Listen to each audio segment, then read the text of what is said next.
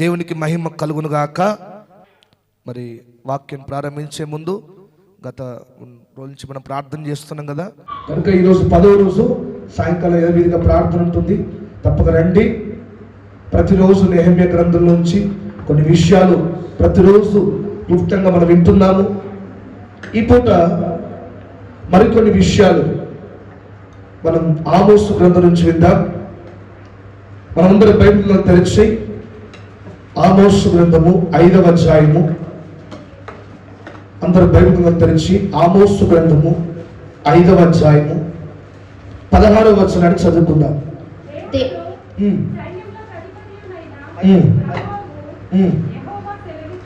యెహోవా సెలవిచ్చున్నది ఏమనగా,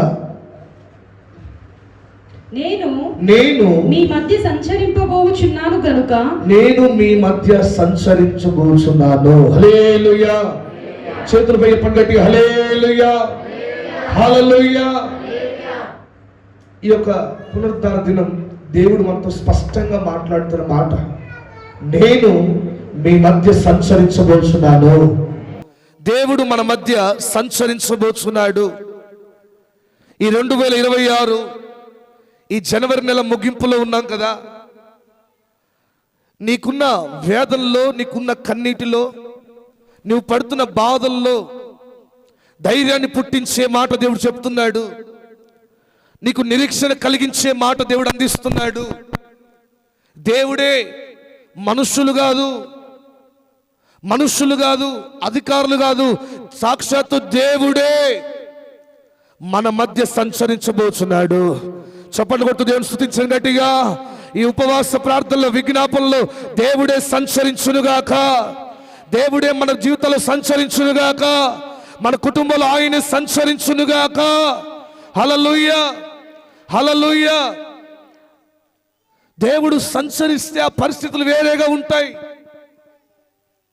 బైబిల్లో ఎన్నో సార్లు ఆయన తనకిష్టమైన వారి ఎడల ఎలా సంచరించాడో, ఆ ప్రజలకు సంచరిస్తూ ఎలా మేలు చేశాడో చాలా సందర్భాల్లో మనం చూస్తున్నాం. అయితే ఇప్పుడు మరొక మాట ఏం చెప్పాలంటే, దేవుడు సంచరిస్తున్నాడు. మరి దేవుడు సంచరిస్తుంటే దెయ్యం ఏం చేస్తుంది అనుకుంటున్నారా? సాతాను ఏం చేస్తున్నాడు అనుకుంటున్నారా? ఒకసారి చదువుదాం. యోబు గ్రంథంలో ఉంటుంది. యోబు గ్రంథము 2వ అధ్యాయము 2వ వచనంలో, నీవెక్కడ నుండి వచ్చితివని అపవాది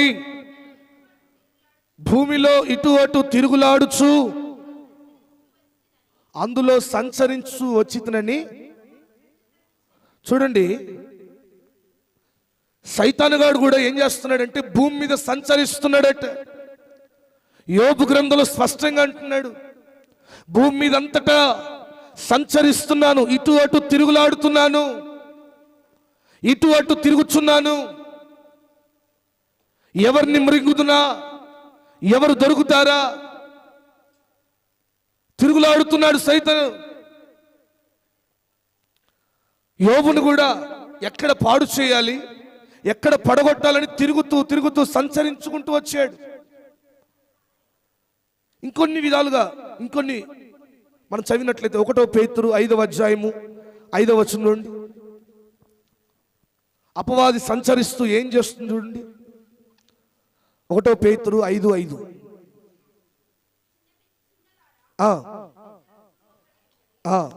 మీరందరూ ఎదుటివాని ఎడల దీన మనస్సు అను వస్త్రం ధరించుకొని మిమ్మను అలంకరించుకొనుడి. దేవుడు అహంకారులను ఎదిరించి దీనులకు కృప అనుగ్రహించును. దేవుడు తగిన సమయమందు మిమ్మను హెచ్చించినట్లు. చూడండి, 1 పేతురు అది 5వ అధ్యాయం 8వ వచనం నుండి, నిబ్బరమైన బుద్ధి గలవారై మెలకువగా ఉండుడి. మీ విరోధి అయిన అపవాది గర్జించు సింహం వలె ఎవరిని మృంగుదునా అని వెదకుచూ తిరుగుచున్నాడు. చూడుంటున్నారా?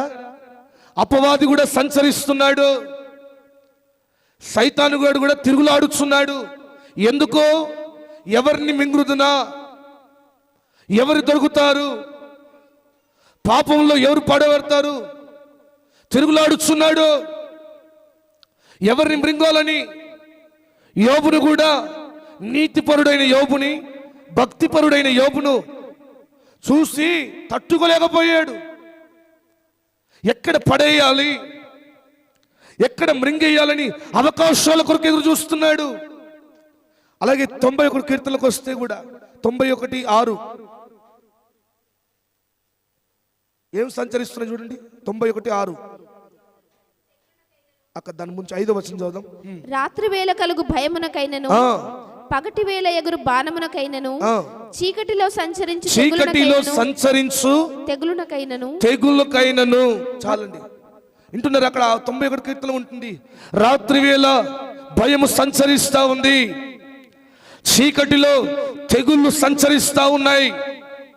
ఎవరిని పడవేయాలి, ఎవరిని మృంగాలి? రోగాలు సంచరిస్తున్నాయి, పరిస్థితుల మధ్యలో సంచరిస్తున్నాయి. ఒకవైపు తెగుళ్ళు సంచరిస్తున్నాయి, రోగాలు సంచరిస్తున్నాయి, భయము సంచరిస్తూ ఉంది. ఇంకోవైపు అపవాది సంచరిస్తూ ఉంది. ఇంకోవైపు మరణం కిటికీలెత్తున్న రోజులని మన కొత్త నిబంధనలు చూస్తాం. మరణం కిటికీలెత్తున్న రోజులు, మరణం మనిషి కొరకు సంచరిస్తూ ఉంది. మన నీడ ఎలాగైతే మన వెంట సంచరిస్తూ వస్తుందో, మరణం కూడా సంచరిస్తున్న రోజుల్లో ఉన్నాం. ఇవన్నీ వింటుంటే మనకెంతో దిగులు, భయం కలుగుతుంది కదా. మనం ఉన్న పరిస్థితులు ఇన్ని మన వెంట ఉన్నాయా? మన కొరకు మనల్ని పడవేయాలని ఇన్ని సంచరిస్తున్నాయా? అందుకే ఈ యొక్క జనవరి నెల ముగింపులో దేవునితో మాటిస్తున్నాడు. నీవు నిరీక్షణ కలిగి అడుగు వేయుటకు, నిరీక్షణ కలిగి జీవించున్నట్టుగా, నిరీక్షణ కలిగి ధైర్యవంతునిగా బ్రతుకుటకు దేవుడు అద్భుతమైన మాట ఇస్తున్నాడు. ఇవన్నీ సంచరిస్తున్నాయి, కానీ వాటికంటే ముందుగా నేను మీ మధ్యలో సంచరిస్తున్నాను. నేను మీ కొరకు సంచరిస్తున్నాను. నేను మీ మధ్య సంచరిస్తూ తిరుగుతున్నాను. ఈ అపవాది క్రియలను లయపరుచుటకు, సైతాను గాని క్రియలు లయపరుచుటకు, రోగాలు తెగులు సంచరిస్తున్నాయి కదా, వాటిని అణచివేయుటకు నేను మీ మధ్య ఉన్నాను. నేను మీ మధ్య సంచరిస్తున్నాను. ధైర్యం కలిగి ఉండు, ధైర్యం కలిగి జీవించు. దేవుడు సంచరిస్తున్న ఆ విలువైన సమయాన్ని కొద్దిమంది పోగొట్టుకుంటున్నారు. దేవుడు సంచరిస్తున్న వేళ, దేవుడు మాట్లాడుతున్న వేళ, దేవుని వాక్యం విరివిగా వినిపిస్తున్న వేళ, దేవుని స్వరం బట్టి నీ జీవితంలో చేయాల్సిన పనుల కొరకు దేవుడు స్పష్టంగా మాట్లాడుతున్న వేళ, ఆ విలువైన సమయాన్ని పోగొట్టుకున్నవారు చాలా మంది ఉన్నారు. బైబిల్లో చూద్దామా? ఆదికాండము 3వ అధ్యాయము 8వ వచనం.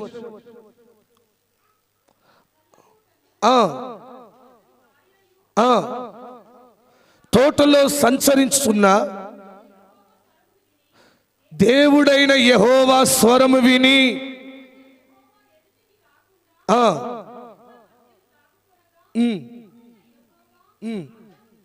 చాలు. హల్లెలూయా. చేతులపై చెప్పండి గట్టిగా, హల్లెలూయా. చేతులు గట్టిగా స్వరం ఎత్తి హల్లెలూయా, హల్లెలూయా, హల్లెలూయా. వింటున్నారా? ఎక్కడ సంచరిస్తున్నాడు ఆయన? ఏదేను తోటలో సంచరిస్తున్న వేళ ఆయన అడుగుల శబ్దం విన్న ఆదాము హవ్వ ఏం చేస్తున్నారంటే దాక్కోవడానికి ఇష్టపడుతున్నారు. ఆయన శబ్దం విని, అడుగుల శబ్దం విని దూరం అయిపోతున్నారు. ఈరోజు దేవుని తోటలో ఉన్న ఇద్దరే మనుషులు కదా, ఆదాము హవ్వ. ఇష్టంగా ప్రభు చేసుకున్నాడు. వారిని మిక్కిలి ఆశీర్వాదకరంగా మార్చాలనుకున్నాడు, మిక్కిలి దీవెనకరంగా మార్చాలనుకున్నాడు, ఈ భూమిని ఏలేటట్టుగా చేయాలనుకున్నాడు. చేసిన దేవుడు చూడండి, ఇష్టంగా చేసుకున్న దేవుడు, ఇష్టంగా చేసుకున్న ఆ తోటలో వారు నిలబెడితే వారు దేవునికి దూరం అయిపోతున్నారు. ఇప్పుడు తోట బయట ఇంకా ఎవరో ఉన్నారు, ఎవరో దూరం అయ్యారంటే బాగుంది. సరే, వారికంటే దేవుని ప్రేమ తెలియదు, దేవుని స్వరం తెలియదు, దేవుని ప్రేమ యొక్క రుచి తెలియదు అంటే బాగుంది. తెలియని వారు తప్పిపోతున్నారంటే బాగుంటుంది. తెలిసిన నీవు, వాక్యాన్ని తెలిసిన నీవు, దేవుని తోటలో నాటబడిన నీవు, దేవుని వాక్యాన్ని అనుదినం వింటున్న నీవు, దేవుని స్వరాన్ని, దేవుని ముఖ దర్శనాన్ని చూసిన నీవు దేవునికి దూరం అయిపోతే ఎంత దేవుడు బాధపడతాడు. తెలియని వారు దూరం అయిపోతున్నారు, అన్యులు దూరం అయిపోతున్నారు. వారికంటే వాక్యం తెలియదు, దేవుని ప్రేమ తెలియదు. వారు ఒక్కనాడు మందిరానికి వచ్చిన వారు కాదు, దేవుని ముఖ దర్శనాన్ని చూసిన వారు కాదు, వాక్యం యొక్క విలువ వాళ్ళకి తెలియదు.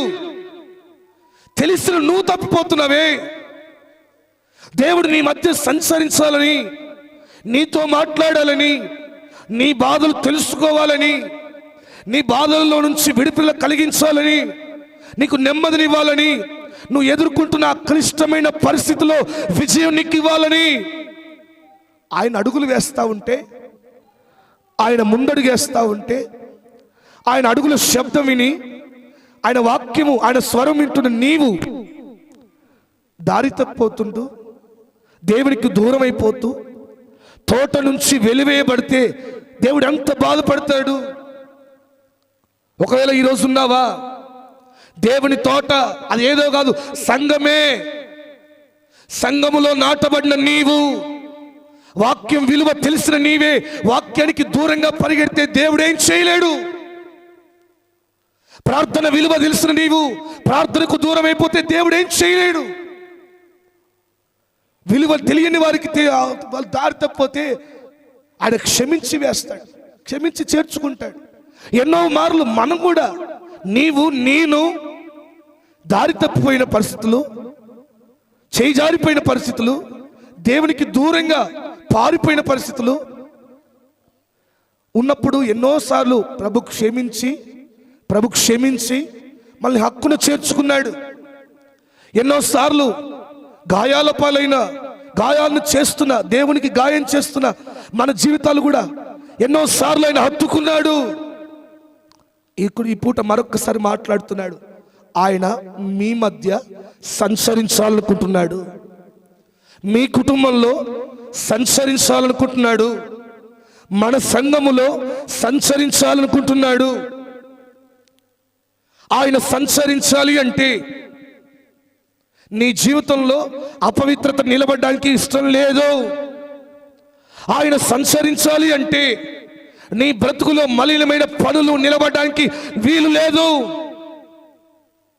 ఓ రోజు ఒక పాస్టర్ గారు ఒక ఇంటికి వెళ్ళారంటండి. అమ్మ ఇంటున్నావా, శ్రద్ధగా వినాలి. ఓ రోజు ఒక పాస్టర్ గారు ఒక ఇంటికి వెళ్ళారు. ఆమె, అమ్మో లేక పాస్టర్ గారు వచ్చారు, ఈయన కూల్ డ్రింక్ తీసుకురావాలని చెప్పి ఆయన లోపల కూర్చోబెట్టి ఆయన బయట తలుపేసి వెళ్ళిపోయిందట. ఎక్కడో దూరం ఉందంట, ఒక చిన్న షాప్ దగ్గరికి వెళ్ళింది, కూల్ డ్రింక్ తీసుకురావడానికి వెళ్ళింది. ఆయన కూర్చున్నాడు. మరి పక్కింటోళ్ళతో వీళ్ళతో కానీ ఆ పొగ వస్తూ ఉందంట. పొగ వస్తూ ఉంటే ఈయన తట్టుకోలేకపోతే పిలుస్తున్నాడు, ఎవరితో సపోర్ట్ చేయట్లేదు. ఆమె కూల్ డ్రింక్ తీసుకురావడానికి వెళ్ళింది. అయ్యో పాస్టర్ గారు మా ఇంటికి వచ్చారు, కూల్ డ్రింక్ తీసుకురావడానికి వెళ్ళింది. పొగ వస్తూ ఉంది, ఆ పొగకు తట్టుకోలేకపోతున్నాడు. రూమ్ అంతా అలుముకుంటుంది పొగ. తలుపులు కొట్టినా ఎవరు తీస్తలేదు. ఆఖరికి తలుపులు బద్దలు కొట్టుకొని వచ్చి బయటకు వస్తున్నాడట. ఆమె రానే వచ్చింది. ఏమైందయ్యా తలుపులు పగొట్టుంటే? ఇంటి నిండా పొగ ఉంటే నేను ఎలా ఉంటానమ్మా, ఉండగలుగుతానా అంటే? ఎందుకు ఈ మాట చెప్తానంటే, ఇంటి నిండా పొగ ఉంటే ఆ పొగకు తట్టుకోలేక మనుష్యుడే నిలబడలేకపోతున్నాడు. పాపం అనే పొగ నీ ఇంటిలో ఉంటే, అపవిత్రత అనే పొగ నీ జీవితంలో ఉంటే, లోకానికి ఆకర్షితులై దేవునికి దూరం అయిపోతున్న స్థితిలో నీవుంటే దేవుడు ఆ స్థలం ముందు నిలబడలేడు. ఆయన నిలబడే స్థలం ఎంతో పవిత్రమైనది. ఆయన సంచరించాలనుకుంటున్న స్థలం ఎంతో విలువైనది. ప్రత్యక్ష గుడారంలో ఎవరికి అలో ఇవ్వలేదు. ఈ అలో అవుతున్న సేవకుడు కూడా నడువుకి గంటలు కట్టుకుని వెళ్ళాలి. అతి పరిశుద్ధ స్థలంలో వెళ్ళాలి అంటే, ఒకరు వెళుతున్న ఈ వ్యక్తి అపవిత్రతలో ఉండి పాపంలో ఉండి వెళ్తే అక్కడ దేవుడి మహిమ చూసి తట్టుకోలేక చచ్చిపోతే లోపలికి వెళ్ళి తీసుకురావాలి కదా, అట్లా కూడా అవకాశం లేదు. మరి ఎలా? నడుక్కి గంటలు కట్టుకొని ఏఫోదు ధరించుకొని ఒక తాడు బయటికి వేసేవారు. ఒకవేళ సేవకుడు క్షేమంగా వెళ్ళి వస్తే పర్లేదు, అతి పరిశుద్ధ స్థలంలో దేవుడు సంచరిస్తున్న ఆ స్థలంలో, దేవుడు నిలిచిన ఆ స్థలములో, ఆ మందసాన్ని దగ్గర ఉంటే పర్లేదు. ఒకవేళ అపవిత్రతను బట్టి, పాపమును బట్టి, అవిధేయతను బట్టి ఆ వ్యక్తి అక్కడే పడి చచ్చిపోతే లోపలికి వెళ్ళి తీసుకురాకుండా తాడు బట్టి గుంజేవారట. ఆ గంటల శబ్దం వినబడేది కదా, నడుస్తుంటే గంటల శబ్దం వినబడేది, పడిపోతే గంటల శబ్దం వినబడదు కదా. అప్పుడు బయట ఉన్నవారు అట్లా అర్థం చేసుకునేవారట. అంటే దేవుడు సంచరించాలనుకుంటున్న స్థలం ఎంత పరిశుద్ధంగా ఉండాలో చెప్తున్నాను. ఎంత పవిత్రంగా ఉండాలి, ఎంత దేవునికి దగ్గరగా నిలవాలి, దేవునికి ఇష్టమైన జీవితం నీలో కనబడాలి. అప్పుడు నిశ్చయంగా ఆయన మీ మధ్య సంచరిస్తాడు. ఆమెను చెప్పండి గట్టిగా. ఆయన మన మధ్య సంచరిస్తాడు. ఆయన మన కుటుంబంలో సంచరిస్తాడు. మనం అడుగులు వేస్తున్న ప్రతి స్థలములో ఆయన సంచరిస్తాడు. హల్లెలూయా. చెప్పు గట్టిగా హల్లెలూయా. ఈరోజు ఆదాములాగా మనం ఉండొద్దు, అబ్రహాములాగా మనం ఉందాం. మత్తయి సువార్త ప్రారంభమే దేవుడు ఆదాముతో ప్రారంభించాడా? చూడండి ఒకసారి మత్తయి సువార్త 1వ అధ్యాయము 1వ వచనం. వంశావళి చెబుతూ ఆదాము పేరు మర్చిపోయాడా? అబ్రహాము కుమారుడగు దావీదు కుమారుడైన యేసుక్రీస్తు వంశావళి కింద ఒకసారి అబ్రహాం నుంచి స్టార్ట్ చేస్తున్నాడు. అమ్మ వింటున్నారా? నా వైపు చూడండి. అబ్రహాం నుంచి కృత నిబంధన ప్రారంభమైంది. ఆదాము ఎక్కడ వేయండు? దేవుని తోటలో, దేవుని సంఘంలో తాను ఏర్పరచుకున్న మనుషుడు దేవుడికి దూరం అయిపోయాడు. పాపమును బట్టి దూరం అయిపోయాడు. దేవుని తోటలో లేకపోయినా, దేవుని ముఖదర్శనం ఏనాడు చూడకపోయినా, దేవుని వాక్యం ఏనాడు వినకపోయినా, బయటున్న అబ్రహాము, తోట బయటున్న అబ్రహాము, సంఘానికి బయటున్న అబ్రహాము, అన్యుడైన అబ్రహాము, విగ్రహాలు చేసుకుంటున్న అబ్రహాము దేవుని స్వరం విని తన ఇంటి వారిని విడిచిపెట్టడానికి ఇష్టపడ్డాడు, తన బంధువుల్ని ఇష్టపెట్టడానికి ఇష్టపడ్డాడు, తన దేశాన్ని విడిచిపెట్టి రమ్మగానే ఒక్క మాట ఎందుకయ్యా అన్నాడా? అందుకు దేవుడు అబ్రహాం సెలెక్ట్ చేసుకున్నాడు. తోట లోపల ఉన్న అబ్రహాం యొక్క ఆదాముకు ఆ ఒక్క పండు విడిచిపెట్టడానికి మనసు రాలా, ఆ ఒక్కటి విడిచిపెట్టడానికి మనసు రావట్లా. కానీ దేవుడు అంటే తెలియని వాళ్ళు, ఆ వ్యక్తి అబ్రహాంకి ఎంత, దేవుడికి ఎంత ప్రాధాన్యత, దేవుని మాటకు ఎంత విలువ, దేవుని మాటకు ఎంత ప్రాధాన్యత ఇస్తున్నాడు. ఈరోజు సంఘంలో ఉన్న మనం, దేవుడు మన జీవితంలో సంచరించాలనుకుంటున్నాడు, మన ఇంటిలో సంచరించాలనుకుంటున్నాడు, మన కుటుంబంలో ఆయన సంచరించాలనుకుంటున్నాడు. కనుక దేవుడు కోరుకున్న పవిత్రమైన జీవితం, పరిశుద్ధమైన జీవితం, పరిశుద్ధమైన నడవడిక మనం కలిగి ఉందుముగాక. ఆమెను చెప్పండి గట్టిగా, ఆమెను చెప్పు గట్టిగా. మరి దేవుడు ఎందుకు సంచరించాలనుకుంటున్నాడు?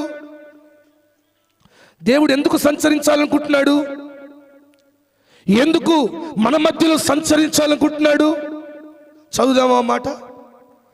యోహాను సువార్త 2వ సమూయేలు గ్రంథం 7వ అధ్యాయము 6-7 వచనాలు.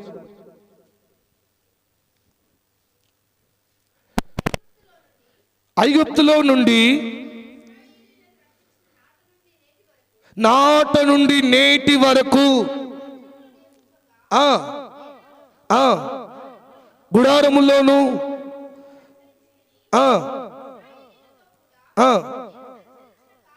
నేను సంచరించిన కాలమంతయు నా జనులను పోషించుడని. చాలు. హల్లెలూయా. చేతులపై చెప్పు గట్టిగా హల్లెలూయా. చేతులు తీర్థం గట్టిగా హల్లెలూయా. స్పష్టంగా అంటున్నాడు.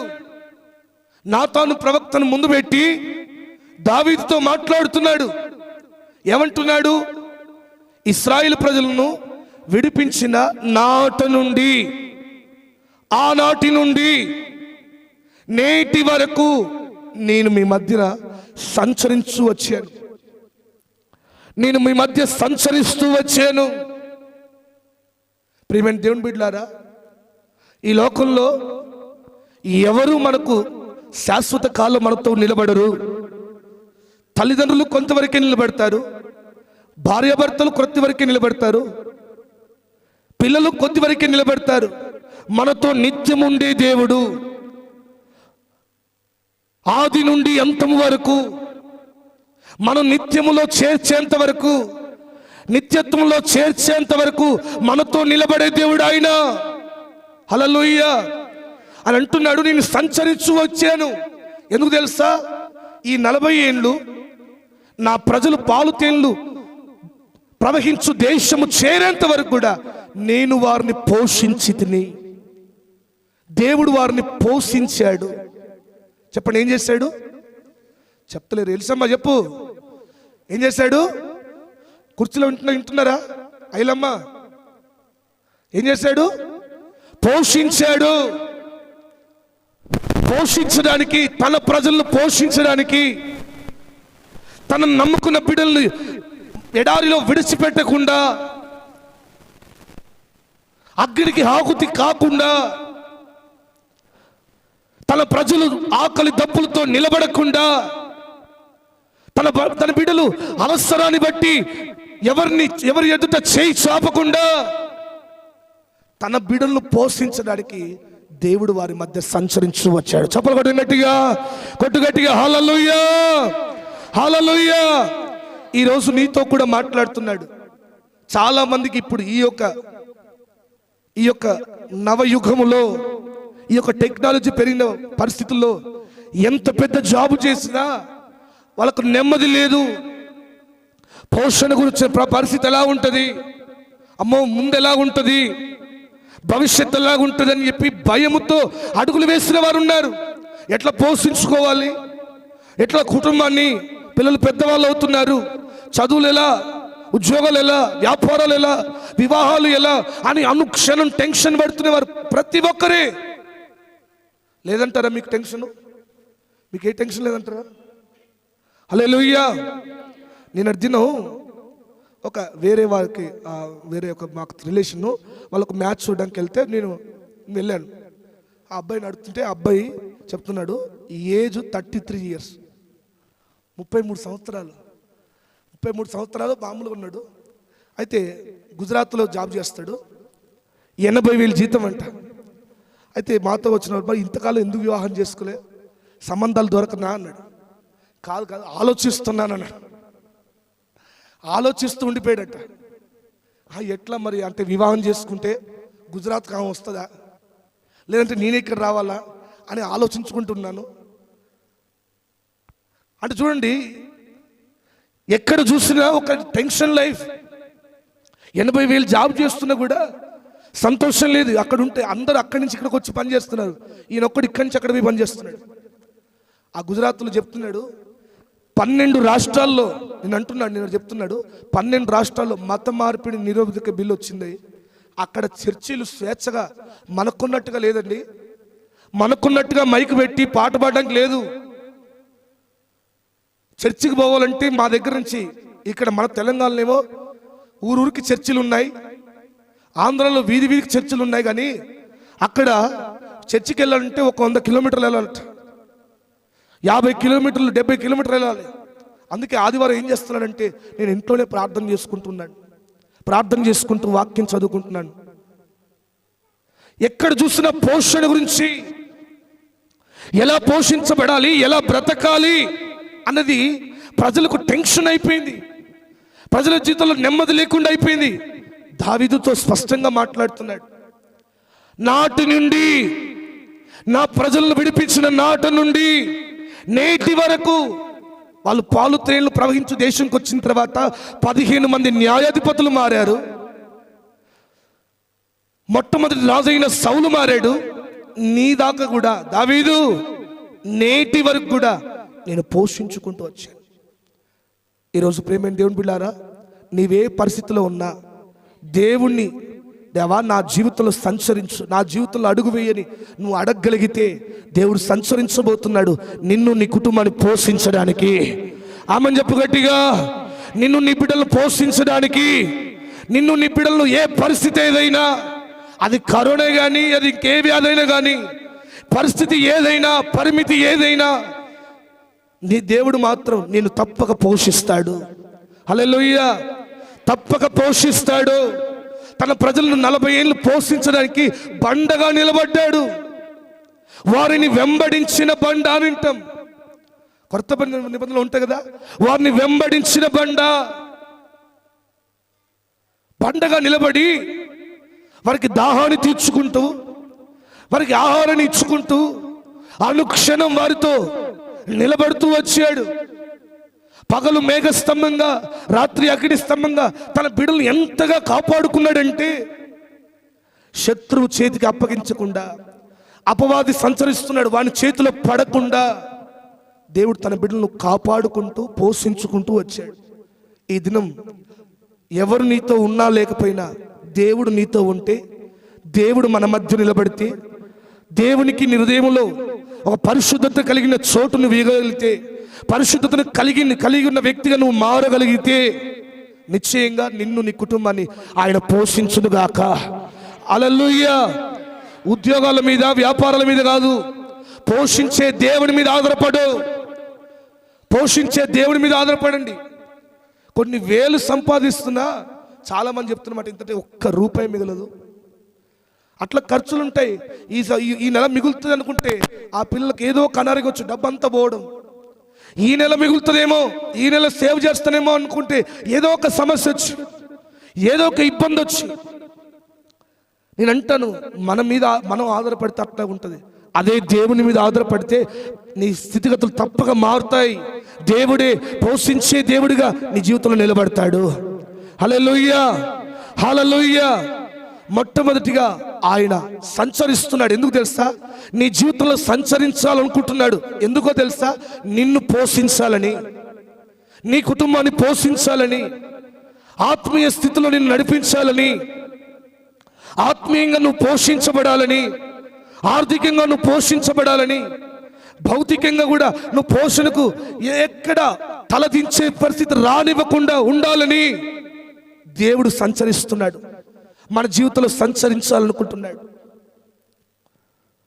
మరొక మాట మనం చదువుదామా? మరొక మాట మనం చదవగలిగితే ద్వితీయోపదేశకాండం 32వ అధ్యాయం 10వ వచనంలో ఒక మాటను చూడండి.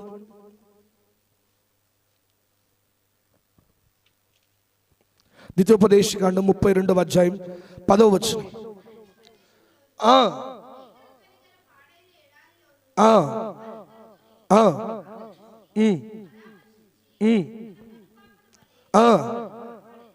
హల్లెలూయా.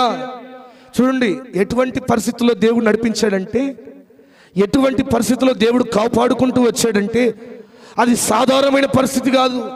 భీకర ధ్వని గల ప్రదేశముల్లో నేను పరామర్శించుకుంటూ వచ్చాను, నేను వారిని ఆవరించుకుంటూ వచ్చాను, కనుపాపవలే కాపాడుకుంటూ వచ్చాను.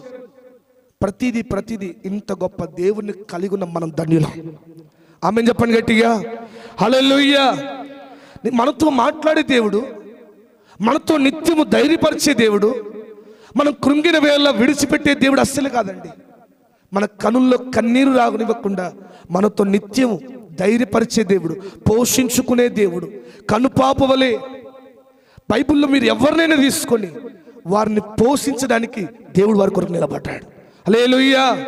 చెప్పు గట్టిగా హల్లెలూయా. ఏలియాను తీసుకుంటే యెజబెలు భయం నుంచి పారిపోతున్న ఏలియాకు పోషణకర్తగా నిలబడ్డాడు. పోషణకర్తగా నిలబడి కేరీతు వాగును చూపెట్టాడు. కేరీతు వాగు నుంచి సారేపాతు విధవరాలు తీసుకెళ్ళాడు. పరిస్థితులు మార్చుకుంటూ వచ్చాడు, కానీ తన బిడ్డలను పోషించుకుంటూ పోషణకు ఎక్కడ తక్కువ లేకుండా చూస్తాడు. హల్లెలూయా. హల్లెలూయా. అందుకే నేను ఆలోచిస్తున్నాను, ఏలియా ఏనాడు భయపడినట్టు చూడలేదు. ఆకలి గురించి, ఉండే స్థలం గురించి, పోషణ గురించి ఏనాడు తను దిగులు చెందలేదు. తన ఫోకస్ అంతా ముందు మీదే ఉంది. కారణం ఏంటంటే, ఎందుకంటే పోషించే దేవుడు ఉన్నాడు, మా కొరకు సర్వము సిద్ధపరిచే దేవుడు ఉన్నాడు, సమస్తము మా కొరకు అనుకూలంగా మార్చే దేవుడు ఉన్నాడు అని మన పితరులు నమ్మారు. ఈరోజు మనం నమ్ముతున్నావా? నీవు నమ్ముతున్నావా? నీవు నిశ్చయంగా నమ్ముతున్నావా? మరలా జ్ఞాపకం ఉంచుకో, నీవు నమ్మితే తప్పక నీ జీవితంలో పోషణకర్తగా నిలబడతాడు. హల్లెలూయా. అందుకే యోసేపు తన అన్నలతో అంటాడు, ధైర్యంగా ఉండండి, నేను మిమ్మల్ని పోషిస్తాను, మీ పిల్లల్ని పోషిస్తాను అన్నట్టుగా. అదే మాట నీతో, నీ కుటుంబంతో దేవుడు పలుకునుగాక. దేవుని ఆధారం చేసుకొని సమస్తము విషయాల్లో దేవుని కొరకు నిలబడదువుగాక. దేవుని ఆధారం చేసుకున్న నీవు సిగ్గుపడే పరిస్థితి దేవుడు రానివ్వడు. హల్లెలూయా, హల్లెలూయా. మొన్నటి దినం కదా మనం విన్నది నెహెమ్యా గురించి. దేవుణ్ణి ఆధారం చేసుకున్న నెహెమ్యా అనే మాట గురించి విన్నాం కదా. దేవుణ్ణి ఆధారం చేసుకున్న నెహెమ్యా బాధ వస్తే, కష్టం వస్తే ఎవరితో చెప్పుకున్నాడట? రాజు దగ్గరికి వెళ్ళాడా? ద్రాక్షరసం కిందని ఇస్తున్నాను కదా, రాజు నేను చెప్పింది వింటాడు అని చెప్పి వెళ్ళాడా? ఇన్నోళ్ళు చెప్తలేరు. ఎవరి దగ్గరికి వెళ్ళాడు? దేవుణ్ణి ఆధారం చేసుకున్న నెహెమ్యా దేవునితో చెప్పుకున్నాడు తన బాధలు. దేవునికి సెలవిచ్చాడు, దేవునికి తన బాధ అంతా, తన భారం అంతా చెప్పాడు. మరి దేవుణ్ణి ఆధారం చేసుకున్న నెహెమ్యా రాజు ముందు చేయి చాపకుండానే, రాజు ముందు బ్రతిమలాడకుండానే దేవుడు రాజుతో మాట్లాడి, రాజును స్పందింపజేసి, రాజు యొక్క కఠిన హృదయాన్ని కరిగించి, కరుణ కల హృదయంగా మార్చి, మందిరానికి కావాల్సిన ప్రతి ఆవగింజతో సహా సమస్తము రాజే పంపించినట్టుగా మనం చూసాం. హల్లెలూయా. దేవుణ్ణి ఆధారం చేసుకున్న బిడ్డలు, మన పితరులందరూ కూడా దేవుణ్ణి ఆధారం చేసుకునే బ్రతికారు. మనం కూడా ఈ యొక్క అంత్య దినాల్లో దేవుణ్ణి ఆధారం చేసుకుని బ్రతుకుదుముగాక. ఆమెను చెప్పండి గట్టిగా. రెండవదిగా ద్వితీయోపదేశకాండం 23:14 ఒక స్పష్టమైన వాగ్దానం ఇస్తున్నాడు. చూడండి.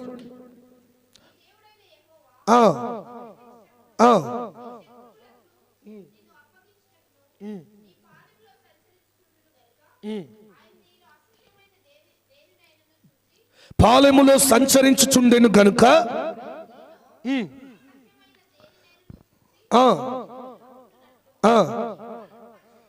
నీ పాలెము పరిశుద్ధంగా ఉండవలెను. హల్లెలూయా.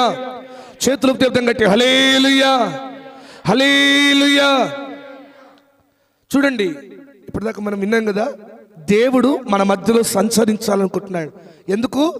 మనల్ని పోషించడానికి. చెప్పండి, మనల్ని, మిమ్ములను, మీ పిల్లలను పోషించడానికి. అయితే దేవుడు మన మధ్యలో సంచరించాలంటే మనం విన్నాం కదా, నీ హృదయము పరిశుద్ధంగా ఉండాలి. ఇక్కడ కూడా మరొక్కసారి జ్ఞాపకం చేస్తున్నాడు, నీ పాలెము పరిశుద్ధంగా ఉండాలి. దేవుడు అసహించుకునేటట్టుగా నీ జీవితం ఉండద్దు. హల్లెలూయా, హల్లెలూయా. అందుకే ఎర్నెస్ట్ పాల్ అద్భుతంగా ఒక పాట రాశాడు. ఆ పాట ఏంటంటే, పరిశుద్ధతలో ఏమున్నది, విజయకరమైన స్థితియే కదా, ప్రార్థించుటలో ఏమున్నది, సింహముల మధ్య ఘనతే కదా, నాకు ప్రార్థన కావాలయ్యా, పరిశుద్ధతలో సాగాలయ్యా. చప్పట్లు కొడదాం. ప్రార్థన కావాలయ్యా, పరిశుద్ధతలో సాగాలయ్యా. యేసు నీవే నా సర్వము, నా జీవితమే నీకంకితం. చప్పట్లు కొడదాం. యేసు నీవే, పాడాలి. నా జీవితమే నీకంకితం, ఒక ఘనమైన జీవితం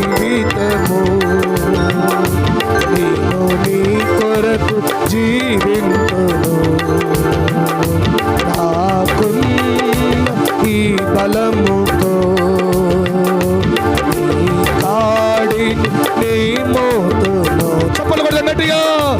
ఒక్క ఘనమైన జీవితము నేను నీ కొరకు జీవింతును.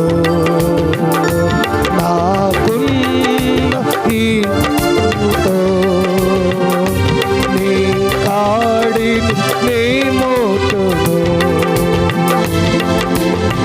ప్రార్థించుటలో ఏమున్నది, విజయకరమైన స్థితియే కదా. పరిశుద్ధతలో ఏమున్నది, విజయకరమైన స్థితియే కదా. నాకు ప్రార్థన కావాలయ్యా, పరిశుద్ధతలో సాగాలయ్యా. నాకు ప్రార్థన కావాలయ్యా, పరిశుద్ధతలో సాగాలయ్యా. యేసు నీవే నా సర్వము, నా జీవితం నీకంకితం. కొట్టు గట్టిగా. యేసు నీవే నా జీవితం నీకంకితం. యేసు నీవే నా సర్వము, నా జీవితం నీకంకితం. యేసు నీవే నా సర్వము, నా జీవితం నీకంకితం. హల్లెలూయా. చెప్పాలి గట్టిగా. హల్లెలూయా, హల్లెలూయా. పరిశుద్ధత ఉంటే నిశ్చయంగా దేవుడు మన మధ్యలో సంచరిస్తాడు. ఆయన సంచరిస్తుంది ఎందుకు తెలుసా? పోషించడానికి. రెండవదిగా ఆయన సంచరించబోతుంది దేనికి తెలుసా? ఇప్పుడు చదవబడిన మాట మరొకసారి చదువుదాం. అందరు శ్రద్ధగా వినండి. చదవండి అక్క. ద్వితోపదేశకాండం 23:14. నీ దేవుడైన యెహోవా నిన్ను విడిపించుటకును నీ శత్రువులను నీకు అప్పగించుటకును నీ పాలెములో సంచరించుచుండును గనుక ఆయన నీలో అసహ్యమైన దేనినైనను చూచి నిన్ను విడవకుండునట్లు నీ పాలెము పరిశుద్ధంగా ఉండవలెను. హల్లెలూయా. అక్కడే రాయబడి ఉంది. ఎందుకు సంచరిస్తున్నాడంట? నిన్ను విడిపించుటకు, నిన్ను విడిపించుటకు. మరొకసారి ఈ మాట జాగ్రత్త. నిన్ను విడిపించుటకు నీ దేవుడైన యెహోవా మీ మధ్య సంచరిస్తున్నాడు. విడిపించాలనుకుంటున్నాడు. ఏ పరిస్థితిలో ఉన్నావు? ఏ అప్పుల ఊపిలో ఉన్నావు? ఏ ఆపదల మధ్య నడుస్తున్నావు? ఏ భయములో నీ వెంట నడుస్తున్నాయి? ఏ భయము నిన్ను ఆవరిస్తా ఉంది? ఏ భయంకరమైన పరిస్థితుల మధ్య నిలబడ్డావు? పరిస్థితి ఏదైనా ఈ 2026లో నిన్ను విడిపించబోతున్నాడు నా దేవుడు. గట్టిగా చప్పలు కొట్టు, దేవుని స్తుతించండి గట్టిగా. నిశ్చయంగా నీ రోగముల నుంచి నిన్ను విడుదల కలిగించబోతున్నాడు. నీ భయం నిన్ను విడిపించి వెళ్ళబోతుంది. నీ అప్పులు నిన్ను విడిచిపెట్టి వెళ్ళబోతున్నాయి. ఆ పరిస్థితి ఏదైనా నిన్ను విడుదల కలగబోతుంది. నువ్వు నమ్మగలిగితే నిశ్చయంగా నిన్ను విడిపించునుగాక. హల్లెలూయా, హల్లెలూయా. విడిపించే దేవుడు విడిపించాలనుకుంటున్నాడు. ఆయన సంచరించాలనుకుంటున్నది నీ జీవితంలో. నీవేదో పరిస్థితుల మధ్యలో ఉన్నావు, దాని నుంచి విడుదల పొందుకోలేకపోతున్నావు. ఏదో భయములో ఉన్నావు, దాని నుంచి విడిపించబడలేకపోతున్నావు. ఏవేవో రోగాలు నిన్ను అంటుకట్టుకున్నాయి, వాటి నుంచి బయటకు రాలేకపోతున్నావు. అది రోగమైనా, భయమైనా, ఆపదైనా, అపాయమైనా దేవుడు కోరుకుంటున్నాడు. ఈ 2026 ఈ జనవరి 25వ తారీఖు చెప్తున్నాడు, నిన్ను విడిపించాలనుకుంటున్నాడు. ఆమెను చెప్పు గట్టిగా. నీకు విడుదల ఇవ్వాలనుకుంటున్నాడు. నీవింకా ఆ సంఖ్యల్లో ఉండడానికి వీలు లేదు. ఆ సంఖ్యల్లో ఉండడానికి వీలు లేదు. అయితే నువ్వు పరిశుద్ధంగా జీవించగలిగితే దేవుడు విడుదల కలిగేస్తాడు. నీ పాలెము పరిశుద్ధంగా ఉండాలి. దేవుడు అసహించుకునేటట్టుగా ఉండద్దు. నీ కుటుంబమైనా, నీ హృదయమైనా, నువ్వు చేసే పనైనా దేవుడు అసహించుకునే పనులు చేయకు. దేవుడు అసహించుకునేటట్టుగా జీవించకు. దేవునికి అసహ్యాన్ని పుట్టించేటట్టుగా బ్రతుకకు. అప్పుడు విడిపిస్తాడు. ఎలా పడితే అలా వస్తూ ఏదో ఆదివారం చుట్టం సూపు వస్తారు కదా, వచ్చి వెళ్ళిపోయేటట్టుగా ఉంటే ఎందుకు విడిపిస్తాడు? అలా ఉంటూ ఎలా నామకార్థం బ్రతికితే కాదు, నిష్ఠగా బ్రతకాలి. కష్టమైన దేవుని కొరకు బ్రతకాలి. పరిస్థితి ఏదైనా దేవుణ్ణి వెంబడించే విషయంలో, దేవుణ్ణి ప్రకటించే విషయంలో, దేవుణ్ణి కనుపరిచే విషయంలో దేవుడు అసహించుకునేటట్టుగా ఉండొద్దు. ఒకవేళ ఈరోజు దేవుడు అసహించుకునే పనులు ఏవైనా నీలో ఉన్నాయేమో, ఈరోజు దాటి నుంచి విడుదల కలిగించుటకు నీవుగా విడుదల పొందుకోలేకపోతున్నావేమో. నువ్వు దేవుని సహాయం కోరుకోగలిగితే నిశ్చయంగా విడుదల కలిగించబోతున్నాడు. హల్లెలూయా. మన నిర్గమకాండం 3వ అధ్యాయం చదివితే ఒకసారి చదువుదామా? నిర్గమకాండం 2వ అధ్యాయము ఆఖరి వచనం నుండి.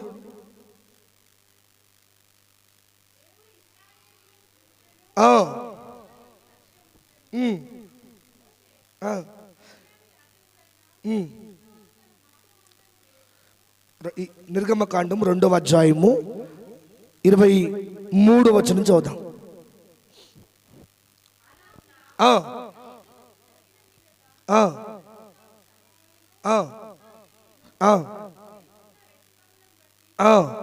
నిట్టూర్పులు విడుచుతూ మొరపెట్టుచుండగా తమ వెట్టి పనులను బట్టి వారు పెట్టిన మొర దేవుని యొద్దకు చేరెను. హల్లెలూయా.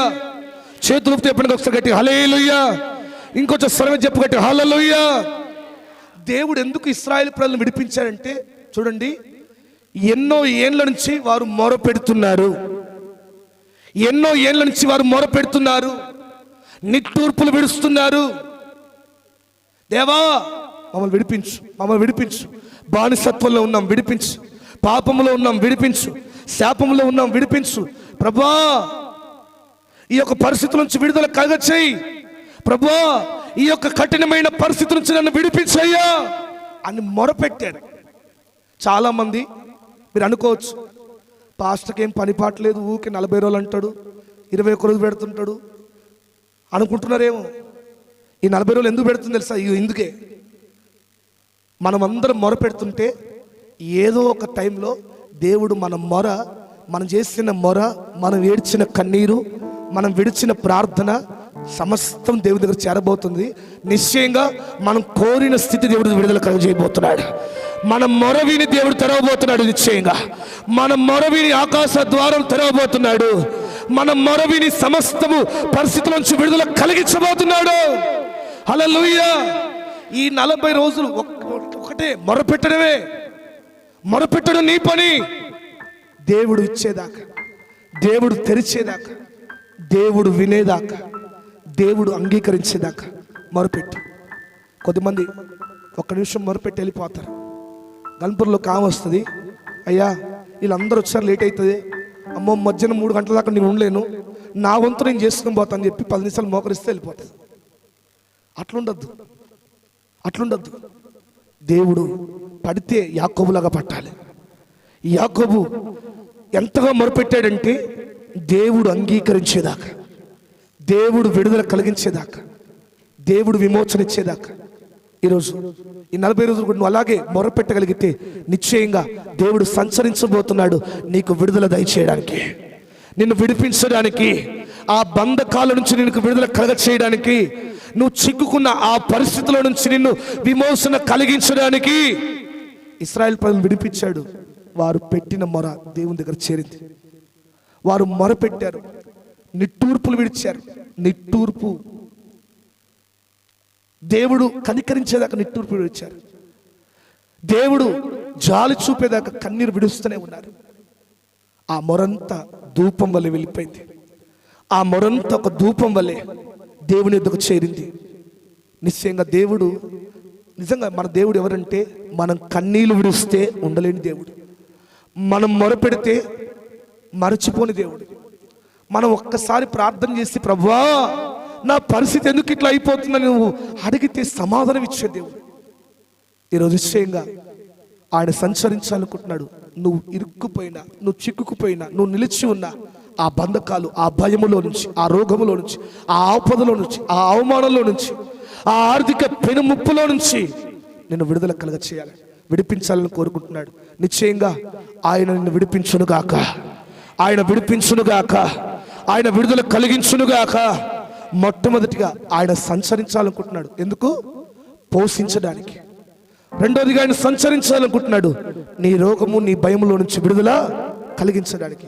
మూడోదిగా ఆయన సంచరించాలనుకుంటున్నాడు. అదే మాటలో ఉంటుంది, చదువుతా తక్క 23:14 ద్వితీయోపదేశకాండం 23:14.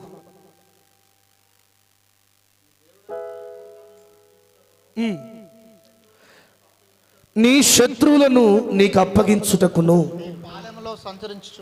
చాలు. హల్లెలూయా. చేతులు తీర్థం కట్టి హల్లెలూయా. మూడోదిగా అంటాడు నీ శత్రువులను నీకు అప్పగించబోతున్నాడు. ఆమేన్ చెప్పండి గట్టిగా. హల్లెలూయా. ఈ మాట వాళ్ళతో చెప్పాడు. తన ప్రజలైన ఇశ్రాయేలు ప్రజలతో చెప్తున్నాడు, మీ శత్రువులను మీకు అప్పగించబోతున్నాడు. ఈరోజు ఏది నీకు శత్రువుగా ఉంది? మనుషులు కాదు, ఏ పరిస్థితి నీకు శత్రుగా మారింది? ఏ బలహీనత నీకు శత్రుగా మారింది? ఏ యొక్క అపాయాలు నీకు శత్రుగా మారాయి? ఏ యొక్క మాటలు నిన్ను శత్రుగా భావించేటట్టుగా చేశాయి? కొంతమంది ఎప్పుడు అంటుంటారు, అయ్యా మేము ఎదగపోవడానికి ఈమెకు ఊకే మా మీద సూపయ్యా కరెక్ట్ నమ్ముతారు. మనం చెప్పాను కదా, దేవుడు సంచరిస్తే అపవాదికి చోటు లేదు. దేవుడు సంచరించే ఆ చోటు రోగాలకు చోటు లేదు. దేవుడు సంచరిస్తున్న ఆ స్థలములో దురాత్మలకు, దురాచారాలకు, చేతబడి శక్తులకు వేటికి చోటు లేదు. ఆమె చెప్పండి గట్టిగా. హల్లెలూయా, హల్లెలూయా. నేను చిన్నగా ఉన్నప్పుడు చూస్తా ఉన్నా, ఈ యొక్క త్రోవకాడు ఎప్పుడు పెడతా ఉంటారు, పెట్టి పెట్టి వాళ్ళకి ఇసుకొస్తా ఉంది పాపం. కాదు, నేను చిన్నగా ఉన్నప్పుడు చూస్తున్నా, స్కూల్కి వెళ్ళినప్పుడు ఆ బస్సు ఇక్కడ ఎప్పుడు అక్కడ పెడతా ఉంటారు. మా నాన్నమ్మ కూడా అంటారు, ఎప్పుడు పెట్టి పెట్టి పెట్టి పాపం వాళ్ళకు ఎంతో పెడతా ఉన్నారు. పాపం అది అక్కడ ఏమైతుంది తెలుసా, వాళ్ళు పెడతా ఉంటే దేవుడు ఇంకా ఎదిగిస్తా ఉన్నాడు. హల్లెలూయా. అంటే చూడండి, దేవుడు నిలిచి ఉన్న ఆ చోటుకి, దేవుడు సంచరించబోయే ఆ స్థలానికి ఏ దురాత్మ సమూహానికి అప్పగించడు ఆయన. హల్లెలూయా. మన శత్రువు అంటే దురాత్మల సమూహము, అపవాదని బైబిల్ చెప్తుంది కదా. మనం పోరాడున్నది శరీరాలతో కాదు. శరీరాలతో పోరాడుతున్నావా? మనుషుల చూపు నేనేం చేయలేవు, మనుషుల ఆలోచనలు నేనేం చేయలేవు, మనుషుల ఆలోచనలు నిన్ను పడగొట్టలేవు.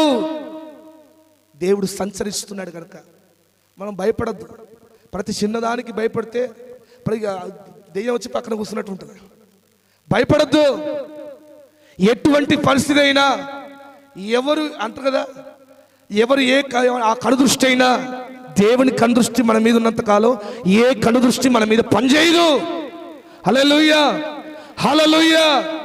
మన దినం జ్ఞాపకం చేస్తాను కదా, దేవుని కనుదృష్టి ఉన్నంత వరకు ఎవరి కనుదృష్టి ఉన్నా, ఎవరు ఎన్ని మంత్రాలు చేసినా, తంత్రాలు చేసినా అవి మన మీద పనిచేయవు. నీ శత్రువులు నీకు అప్పగించడానికి దేవుని మీ మధ్యలో సంచరిస్తాడు. ఇశ్రాయేలు ప్రజలతో చెప్పాడు, పాలు తేళ్లు ప్రవహించిన తర్వాత మీ శత్రు సమూహాన్ని మీ చేతికి అప్పగించబోతున్నాడు. ఎరికో గోడలు ఎదురుగా నిలబడ్డాయి, దేవుడు వారికి అప్పగించాడు. ఎర్ర సముద్రం వారికి అడ్డుగా నిలబడింది, వాటి మధ్యలో దారిని అప్పగించాడు. వాటి మధ్యలో త్రోవను సరళం చేశాడు. ఈ ఒక 2026 సంవత్సరం జనవరి నెల ముగింపులో ఉన్నాం. మరొక్కసారి దేవుడు మాట్లాడుతున్నాడు, ఏ శత్రువుకు, శత్రు ఆలోచనకు, శత్రు తంత్రములకు, శత్రు భయములకు భయపడకు. నిశ్చయంగా వాటిని నీ చేతికి అప్పగించబోతున్నాడు ఆయన. హల్లెలూయా. నీవు ప్రార్థన చేస్తే వారికి విడుదల కలగబోతుంది. నువ్వు ప్రార్థన చేస్తే వారికి స్వస్థత కలగబోతుంది. సేవకులు ప్రార్థన చేయడం కాదు, ఇక మీద నువ్వు ప్రార్థన చేస్తే కూడా దేవుడు ఆ కార్యం జరిగించబోతున్నాడు. నీ ప్రార్థనలో ఆ శక్తి నిలబడబోతా ఉంది. నీ ప్రార్థనలో ఆ బలాన్ని నువ్వు చూడబోతున్నావు. ఆ బలమైన హస్తం నిన్ను బలపరచడం నువ్వు చూడబోతున్నావు. హల్లెలూయా, హల్లెలూయా. కనుక ఈరోజు దేని గురించి సందేహపడకు, దేని గురించి సందేహపడకు, అపవాది గురించి భయపడకు, శత్రు సమూహాల గురించి భయపడకు, ఇరుగు పొరుగు వారి గురించి భయపడకు. కొంతమంది అప్పుడప్పుడు నాకు చెప్తుంటారు, అయ్యా వీళ్ళేనయ్యా మాకు చేస్తూ ఉంటారు అయ్యా అంటారు. ఆమెకు చేయరాదురా బాబు, ఆమెకు నోరు కాలేవదురా బాబు అంటుంటే ఆమె చేస్తూ ఉంటుంది. అయ్యా నాకు ఉంటి భయములు అవన్నీ విడుదల పొందించే దేవుడు ఉన్నాడు. భయపడకు, దేవుడు మనకున్నాడు, దేవుడు మనకు నిలుచున్నాడు, మన మధ్యలోనే ఉన్నాడు, మన మధ్యలో సంచరించబోతున్నాడు. కనుక ధైర్యం కలిగి ఉండు. నీ యొక్క శత్రువులను నిశ్చయంగా నీకు అప్పగించునుగాక, నీ పాదముల కింద త్రొక్కివేయబడ్డట్టుగా చేయునుగాక, ఆ బలహీనతలు నీ పాదము కింద త్రొక్కివేయుదువుగాక, నిన్ను బలముగా నిలబడకుండా చేస్తున్న ఆ పాపాన్ని త్రొక్కివేయుదువుగాక, పాప స్థితిగతులను తొక్కివేయుదువుగాక. దేవుడు ఆ కృప ఈ యొక్క సంస్థ నీకు ఇచ్చునుగాక, ఈ విజ్ఞాపన ప్రార్థనలు నీకు ఇచ్చునుగాక. నువ్వు చేసే పని రోజు విజ్ఞాపన చేస్తూ ఉండు, రోజు మొరపెడతా ఉండు. ఒకరోజు సమాధానం వస్తుంది నీ ఇంటికే, ఒకరోజు అవకాశాలు వస్తాయి నీ ఇంటికే, ఒకరోజు ఖచ్చితంగా ఆ ఆలోచనలని దేవునికి ఇస్తాడు. ఎలా నడవాలో నడిపించబడాలో దేవుడు ఆ కృప నీకు ఇచ్చునుగాక. ఆమె దేవుడి మాటలు మన వెనుకలో దీవించునుగాక. ఈరోజు దేవుని అడుగుతావా, దేవా మా మధ్యలో సంచరించండి, మా మధ్యలో సంచరించండి ప్రభు అని దేవుడిని ఒక మాట అడుగుదామా? ఇంతకాలం రోగాలు సంచరించాయేమో, తెగుళ్ళు సంచరించాయేమో, నీ ఇంటిని నీ కుటుంబాన్ని నెమ్మది లేకుండా చేసాయేమో. ఇద్దరు మోకాళ్ళ మీద ఉండి 2 చేతులు ఆకాశం వైపెత్తి ఒక చిన్న మాట అడుగుదాం. చేతుల ఆకాశం వైపెత్తి ఒక చిన్న ప్రార్థన చేద్దాం, చిన్న ప్రార్థన చేద్దాం.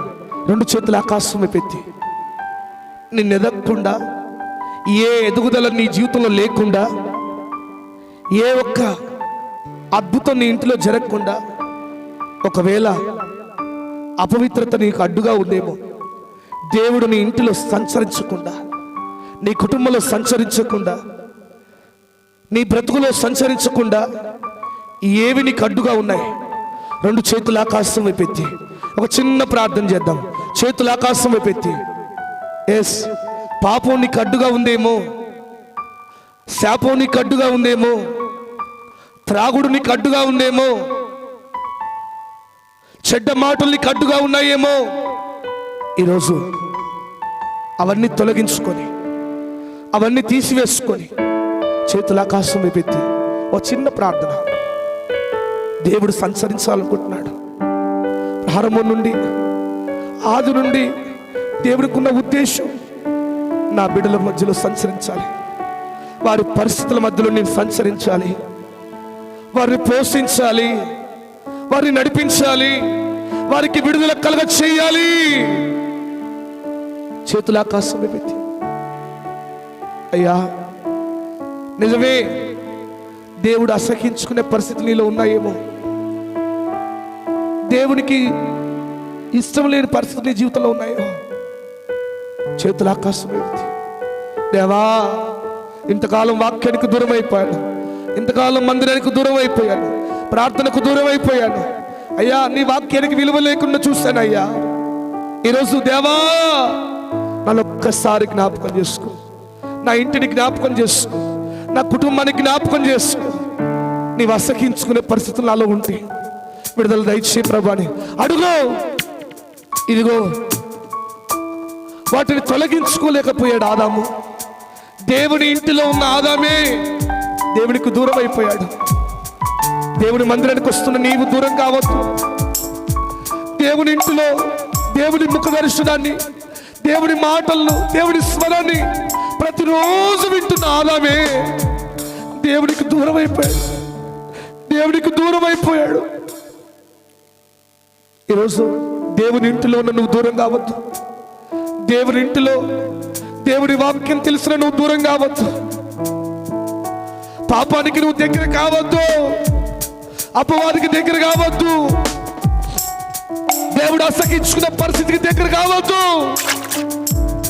2 చేతుల ఆకాశం పెట్టి దేవా చిన్న ప్రార్థన చేయి. యేసయ్యా ఎక్కడో దూరంగా ఉన్నా, దేవుని ఇంటికి దూరంగా ఉన్నా, లోకంలో అన్యజుడైన అబ్రహాము దేవుని మాట వింటున్నాడు, దేవుడి స్వరానికి లోబడుతున్నాడు, దేవుడు చెప్పింది చేస్తున్నాడు. ఈరోజు నువ్వు ఎందుకు చేయలేకపోతున్నావు? ఎందుకు నిలబడలేకపోతున్నావు? అందుకే దేవుడు నీ జీవితంలో సంచరించలేకపోతున్నాడు. నువ్వు ఎంతో కష్టపడుతున్నావు కానీ ఎదుగుదల లేదంటే కారణం దేవుడు నీలో లేడు. ఈరోజు ఆహ్వానించు, ప్రభువా నేను కష్టపడుతున్నాను, ఏదో పాపం అని అడ్డుగా ఉందయ్యా. అయ్యా ఇవన్నీ తొలగించు, ఇవన్నీ శుద్ధి చేయి, నీ రక్తంతో శుద్ధి చేయి. ఈ రోజు నుంచి ప్రభువా నీకు సాక్షిగా బ్రతుకుతానయ్యా, నీవు కోరుకున్న జీవితాన్ని జీవిస్తానయ్యా. రోగాలు సంచరిస్తున్నాయి, తెగుళ్ళు సంచరిస్తూ ఉన్నాయి, చీకటి సంచరిస్తూ ఉంది, అపవాది సంచరిస్తూ ఉంది, మరణం సంచరిస్తూ ఉంది. మృంగివేయాలని, నిన్ను పడేయాలని, నిన్ను పడగొట్టాలని, దేవునికి దూరం చేయాలని. అయితే దేవుడు సంచరించబోతున్నాడు. ఈ ఉదయకాలం దేవుడు సంచరించబోతున్నాడు. నీ జీవితంలో, నీ జీవితంలో కలిగిన ఆ భయములన్నిటిలో నుండి విడుదల కలిగించడానికి, నిన్ను పట్టి పీడిస్తున్న రోగాన్ని విడుదల కలిగించడానికి, నువ్వు బయటికి రాలేని ఉంటున్న ఆ ఆపదల నుంచి, ఆ ఆర్థిక ఇబ్బందుల నుంచి, ఆ బంధకాల నుంచి నిన్ను విడుదల కలిగించాలని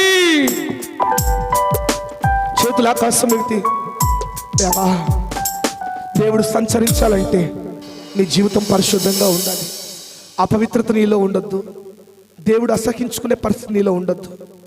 దేవుడు ఎందుకు సంచరిస్తాడనుకుంటున్నాడు తెలుసా? నిన్ను పోషించడానికి. దేవుడు ఎందుకు సంచరించాలనుకుంటున్నాడు తెలుసా? నీ పిల్లల్ని పోషించడానికి. రెండవదిగా నువ్వు విడిపించబడలేని ఆ పరిస్థితిలో నుంచి నీకు విడుదల కలిగించాలని. విడిపించబడలేని ఆ పరిస్థితిలో నుంచి, ఆర్థిక అప్పుల నుంచి, ఆ భయములో నుంచి, ఆ పాపములో నుంచి నీకు విడుదల కలిగించాలని, నేను విడుదల కలగ చేయాలని, నీకు విమోచన దయచేయాలని. మరి విడిపించబడాలంటే నువ్వు మొరపెట్టే వ్యక్తిగా ఉండాలి, మొరపెట్టే వ్యక్తిగా ఉండాలి. ఇశ్రాయేలు ప్రజలను విడిపించాడు. ఎందుకు తెలుసా? వాళ్ళు పెట్టిన మొర దేవుని యొద్దకు చేరింది. ఈరోజు నువ్వు మొరపెడుతున్నావా? ఈ 40 రోజులు మొరపెట్టు. నిశ్చయంగా నీ మొర, నీ ప్రార్థన, నీ కన్నీళ్లు ఒక ధూపమలే దేవుని తాకబోతా ఉన్నాయి. ఒక ధూపమలే దేవుని తాకబోతా ఉన్నాయి. గట్టిగా చప్పలు కొడుతూ, గట్టిగా చప్పలు కొడుతూ, గట్టిగా చప్పలు కొడుతూ దేవుని స్తుతిస్తూ, ఒక ధూపమలే, ఒక ధూపం ద్రవ్యమలే దేవుని పాదాలు తాకుతూ ఉన్నాయి. పరలోకాన్ని తెరవబోతా ఉన్నాయి, ఆకాశ వాకిలు తెరవబోతున్నాయి, దేవుని హృదయాన్ని కలిగించబోతున్నాయి.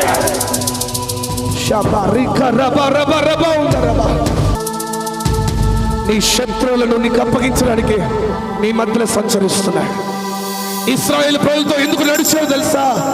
పాలు త్రేణులు ప్రవహించే దేశంలో శత్రువులను అప్పగించడానికి. ఈరోజు శత్రువు శరీర సమూహం కాదు, అపవాది క్రియలు, దేవుడు అసహించుకునే క్రియలే శత్రువు.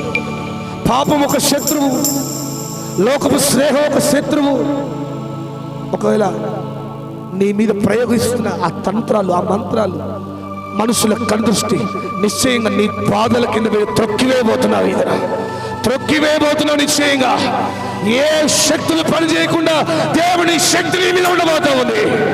దేవుని శక్తి నీ మీద ఉండబోతా ఉంది. దేవుడు నీ మధ్య సంచరించబోతున్నావు. అయినా వీళ్ళు పొందుకోబోతున్నావు, పొందుకోబోతున్నావు. ఏ మనుషుల కనుదృష్టి ఇక మీదట పని చేయదు, పని చేయదు. పొందుకో, దేవుని అభిషేకాన్ని అనుభవించు. నీ పిల్లల మీద దేవుడి ఆత్మ నిలబడబోతా ఉంది, నిలబడబోతా ఉంది. పరిశుద్ధాత్మ అభిషేకము.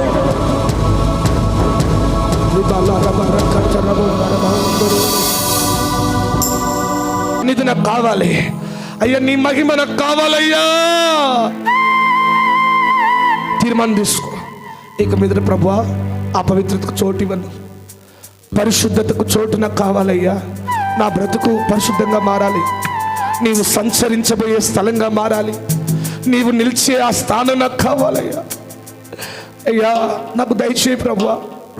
నా హృదయం పరిశుద్ధంగా మార్చు, మా కుటుంబాన్ని పరిశుద్ధతలకు నడిపించు. తీర్మానం తీసుకుంటావా? అడుగుతావా? దేవుని అడుగుతావా? దేవా, నీ కొరకు బ్రతికే కృప దయచి, నీ కొరకు బ్రతికే సాక్షిగా నడిపించాయని ప్రార్థన చేద్దాం. ప్రతి ఒక్కరం ప్రార్థన చేద్దాం. అందరూ కళ్ళు మూసుకొని